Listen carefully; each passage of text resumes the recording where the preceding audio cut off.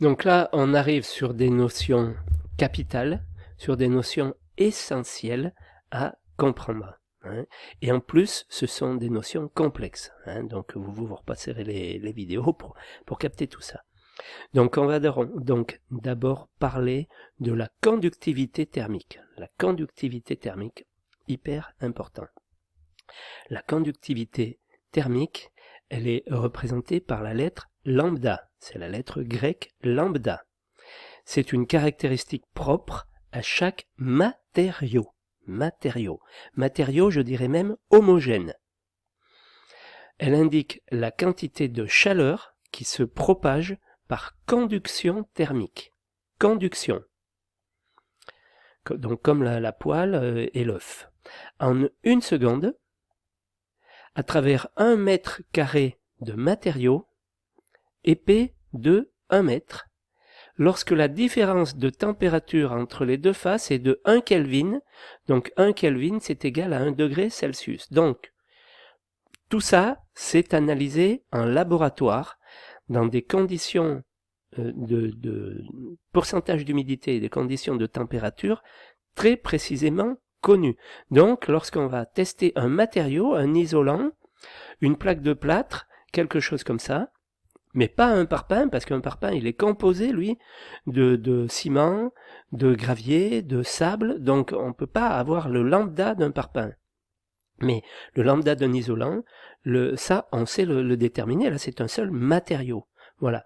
Donc, dans des conditions données, je vais prendre 1 mètre carré d'isolant, voilà. Je vais faire de telle sorte, je vais le mettre au travers je vais faire un trou dans une cloison, par exemple, je vais mettre 1 mètre carré d'isolant.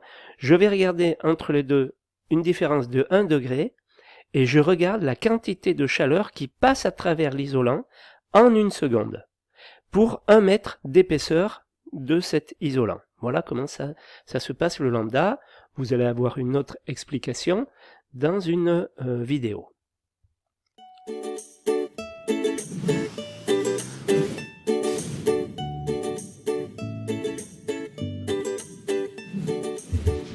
Isolant en vrac, en plaque ou en rouleau, naturel ou synthétique. De nombreux produits sont proposés aujourd'hui sur le marché. Il est parfois difficile de comparer leurs performances thermiques. Le lambda d'un matériau permet de connaître son pouvoir isolant, indépendamment de son épaisseur. Voyons ensemble ce qui se cache derrière cette lettre grecque.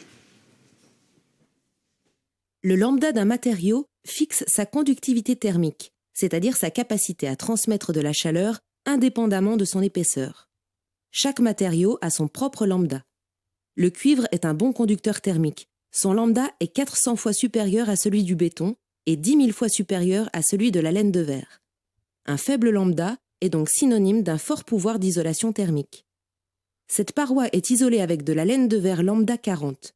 Pour augmenter sa résistance thermique, on peut augmenter l'épaisseur de la laine de verre, remplacer la laine de verre par un isolant dont le lambda est inférieur, lambda 32 ou 30 par exemple, ou combiner ces deux solutions.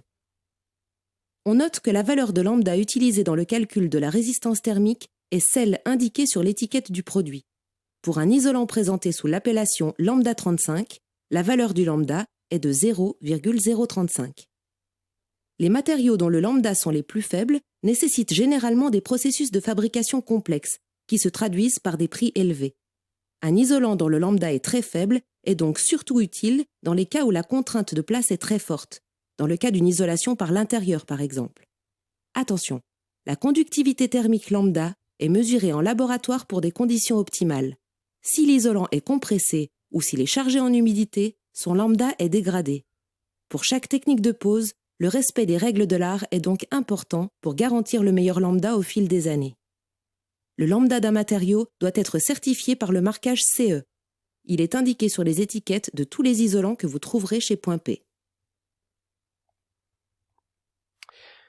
Donc, la conductivité thermique, en plus, elle a une unité vachement bizarre, c'est des watts par mètre Kelvin.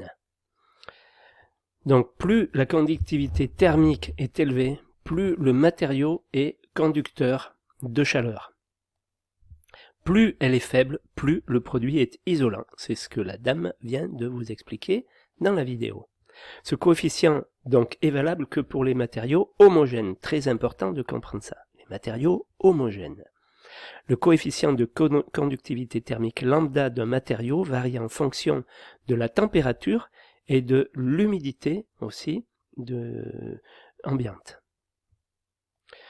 Des exemples de lambda, alors ça c'est le souci, donc vous verrez quand je vous ferai calculer des produits, il faut avoir une liste de lambda, je vous la donnerai, vous l'aurez, mais enfin voilà, quelques-uns. L'air bien sûr c'est le meilleur, il faut bien voir que l'air c'est le meilleur isolant que l'on puisse trouver sur Terre, il a un lambda de 0,025. Quoi qu'il en soit, enfin l'air est le meilleur conducteur, que le meilleur isolant, à condition qu'il soit confiné. Il ne faut pas justement qu'il puisse y avoir de convection. Voilà. Donc il faut qu'il soit tenu dans des fibres ou dans des bulles. Donc c'est pour ça que dans de la mousse ou dans de la laine, l'air est emprisonné, et c'est pour ça un isolant, c'est simplement un produit qui emprisonne de l'air. Voilà. Donc après, j'ai mes isolants qui en fonction vont avoir un lambda de plus en plus important, de plus en plus élevé, le béton à 0,16 globalement, ce qu'il faut retenir. Et plus je vais monter, je vais arriver au maximum aux produits qui sont conducteurs.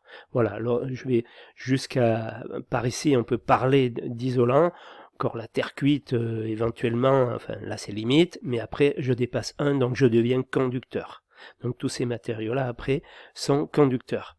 Et tout cela, enfin pour je pense en particulier au bois, pour des matériaux qui sont secs.